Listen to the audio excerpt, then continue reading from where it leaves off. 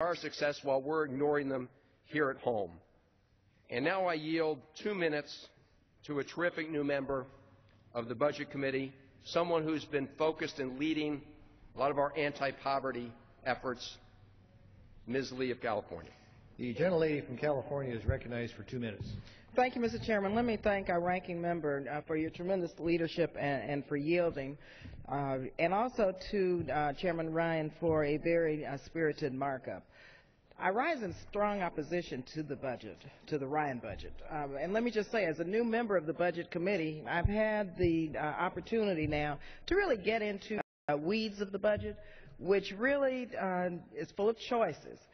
But those choices would undermine our nation's future for the continued benefit of special interests and the wealthy. Bottom line, that's what this budget does. It would dismantle government, it would increase inequality, and leave the most vulnerable people on their own. We should reject this warped vision of America, and we should call this budget for what it is. Republicans call it a path to prosperity, but it really is a path to poverty for the middle class, for working families, for children, and for our seniors. The fact of the matter is, you cannot pretend to fight poverty while you make brutal cuts to the very programs that lift millions of Americans out of poverty. The Republican budget would make devastating cuts that will increase child hunger, cut off millions of seniors from access to health care, and throw struggling families off of TANF during the middle of a job crisis. The Republican budget proposes yet another $6 trillion tax cut for the 1%, the top 1% in our country, while focusing 66% of their cuts on shredding our nation's critical safety net for our children, our seniors, our disabled, and the poor.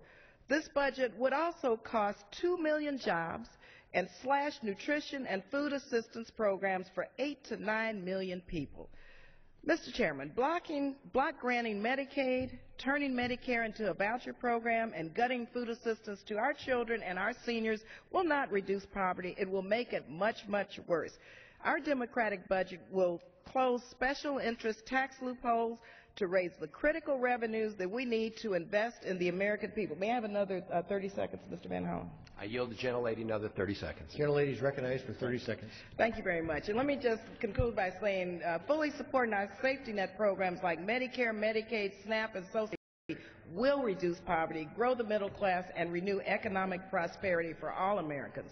Unlike Republicans, Democrats simply do not believe that gutting the very programs that support poor and low-income families would reduce poverty.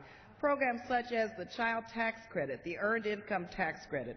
The Van Hollen Democratic Alternative Budget creates 1.2 million jobs this year. It reduces the deficit by 2.4% and makes huge key investments